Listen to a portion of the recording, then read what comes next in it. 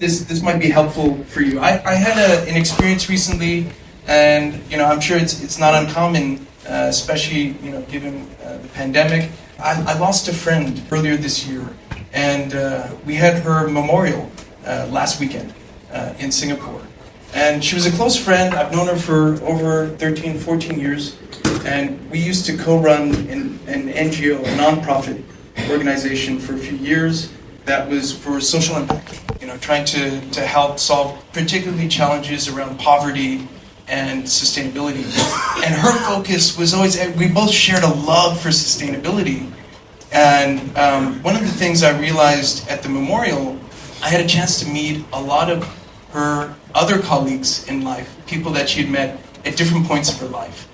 And it was interesting to see how many people all consistently knew her story of being focused and passionate about sustainability. It seemed like wherever she went, she focused on climate change and solving sustainability-related problems. And I thought that was so amazing. And sometimes it's also terrifying when you meet somebody who has such a clear passion and such a clear mission in life, such a clear purpose in life. And I don't know about you, but I know a lot of people who have told me, they don't know what to do, what to focus on, that they're looking for their purpose. And I feel like that every year. So am I the only one? Do you folks sometimes feel like you're looking for, what is the right purpose for you? Yeah? I see some nodding heads. So this one's for you. This is a framework I tend to come back to pretty much every year. And for it to work, we have to agree on a few truths, okay? So I'm going to share two things that we have to agree on are true, otherwise my framework doesn't work. All right, the first one is this, that each one of you have a unique set of skills, experiences, and resources. Not collectively, not as a GDG leadership group or anything, I mean each individual. So let me explain this a little bit more. Your skills are unique. The experiences you have are unique. From childhood to today, the types of experiences you've had, the coaching, the advice that maybe your mother, your father, your caretaker gave you, the lessons you learned. Nobody else on earth had the exact same experiences. Nobody else had the same professors as you, the teachers throughout your life to give you certain skills. And the resources, resources we can think of as, they might be each other. You've spent the last few days together, and friendships are a resource to each of us. Having mentors, the Google team that you see here, we're resources that you have access to. Maybe people back in your community, perhaps people in your family, people at your work, they don't have the same set of these skills, the experiences you've had, even the experiences you've had over the last few days, or the resources that you have. Do we agree that this is true? Can you raise your hand if you believe that this is true? Or clap? Yeah, I like clap too. Yeah, okay. Great. Okay, so that's the first one. Now here's the second one. Well, actually, before I share that, I'm going to say, because we have this unique, if we all agree we have this unique set of skills, then that means probably the way that we approach any situation is a little bit unique from anyone else.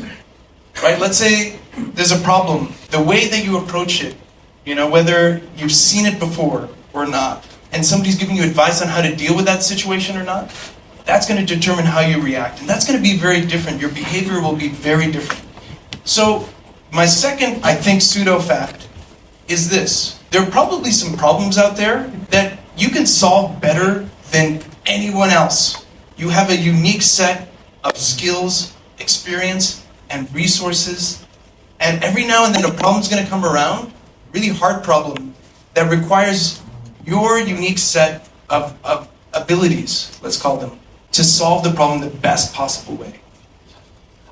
I would even say that probably there's some problems out there that only you can solve. We may never come across those problems, we may never meet those problems, but the chances are pretty good that, are just a random example, right? You've gone through this experience with us at Google I/O Connect, at the Community Mixer today.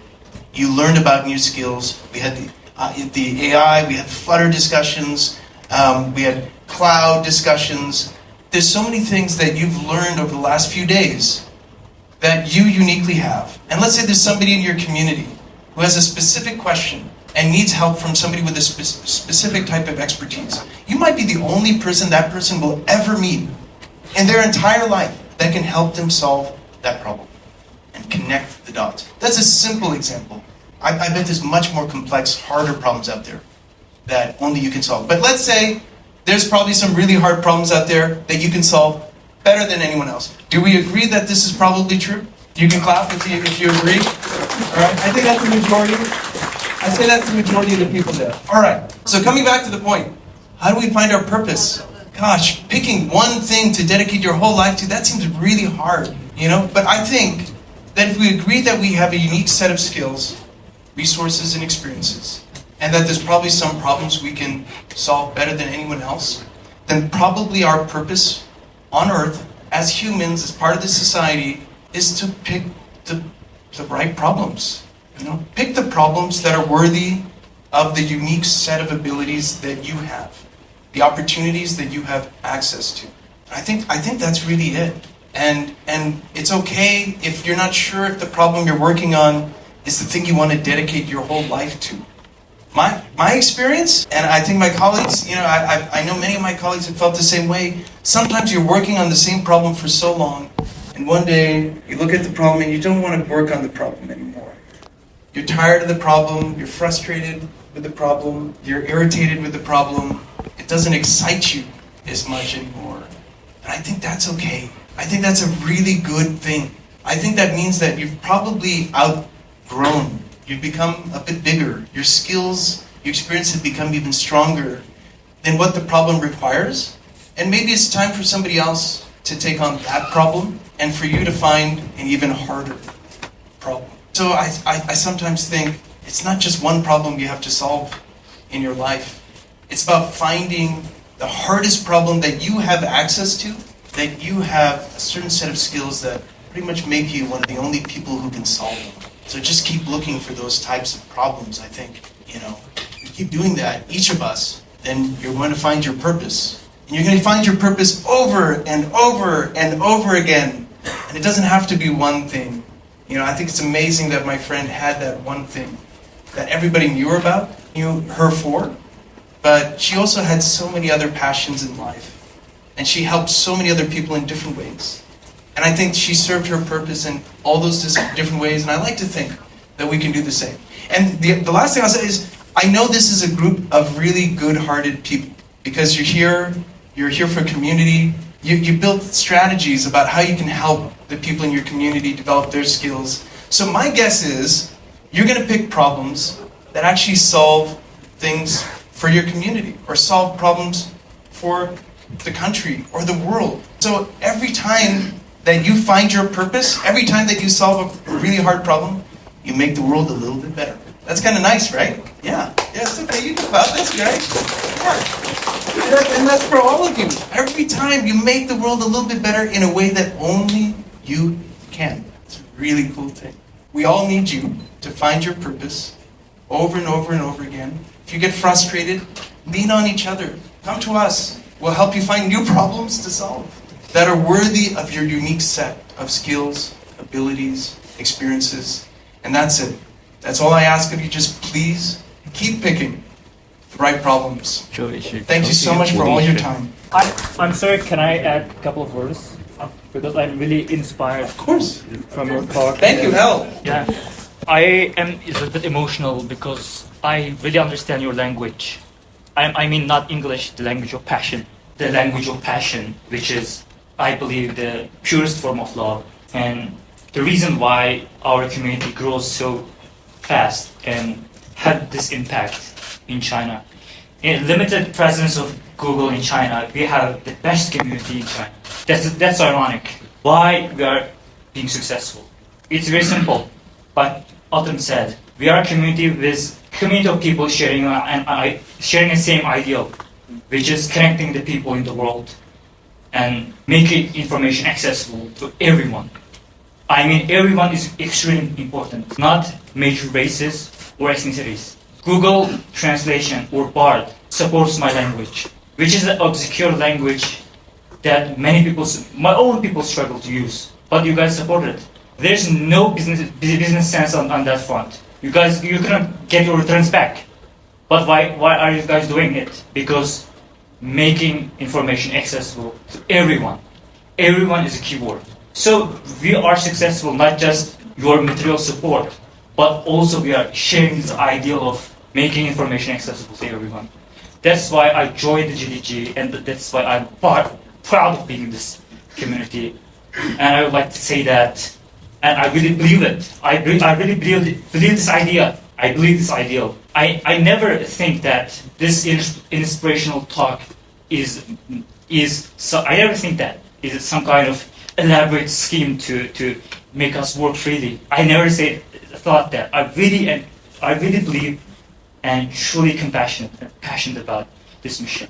That's my remark, and thank you very much. And I'm extremely grateful. Round of applause for Al. I'm very fortunate that Al shared his story with me yesterday, and I feel very thankful for that. I know all of you have a unique story like this, and you're contributing in different ways. Please introduce yourself. Yeah. 我觉得我知道用中文补一下刀，不好意思，用中文看。English is not great. OK, I can try. 翻译一下，是这样的。刚才听了呢，是有人评价这是职业的程序员鼓励师，但是呢，我觉得他说的呢，说这么多，感动点在哪儿呢？就在于对于卓越的定义。坊间有这么一句话：有困难克服困难要上，没有困难制造困难也得上，这就是卓越。但是呢，我想说的，我得指出一点，他说的是一个普世的这个经验，但在中国呢，大家可能发现了，刚才说了，我们 again 就是反复挑难的或者对的问题去解决，我们的世界呢会好那么一点点。但现实呢，这么一点点有可能发生其他事情，会一瞬间把你所有的努力给突破，这是我们的现状。但是他没有补充的一点是在哪儿呢？在每一次我们反复努力的过程当中呢，能碰到跟你一样这种不得不反复努力、不得不反复去选择制造困难去解决的人，这是 GDG 可能对我最有意义的地方。以上。Thank you so much for sharing that. Yeah, I'll give you a hug too. I'm so happy that you were able to find those problems through your work with GDG. And honestly, you know, to Al's point, I include GDG and GDE and these programs as part of it. I'm very community-centric. I'm involved in a number of communities in Singapore, and it's a way for me to find problems in the community to solve. But I also mean it more broadly, even beyond GDG, just, you know, thinking about it in life. And I think it's okay if you can't find the moonshot problem that he was referring to. You know, it's okay. And especially if you're earlier in your career, it's going to be hard to have access to those problems or to even have the skills or the experience or the resources to be able to solve those problems. That's okay. Just start with the hardest problem you can find that you have access to and just keep building from there. And yes, sometimes it'll fail. It won't work. And that's okay. That's okay. You know, just keep looking for other problems. And I have strong faith in this community and the friendships that I've seen build over the last few days that we're all going to help each other find even more interesting, harder problems. Yeah. All right. Thank you so much. Thank you so much. A huge thank you for the team here as well. And please enjoy the rest of your evening. I'll pass it on to Eric.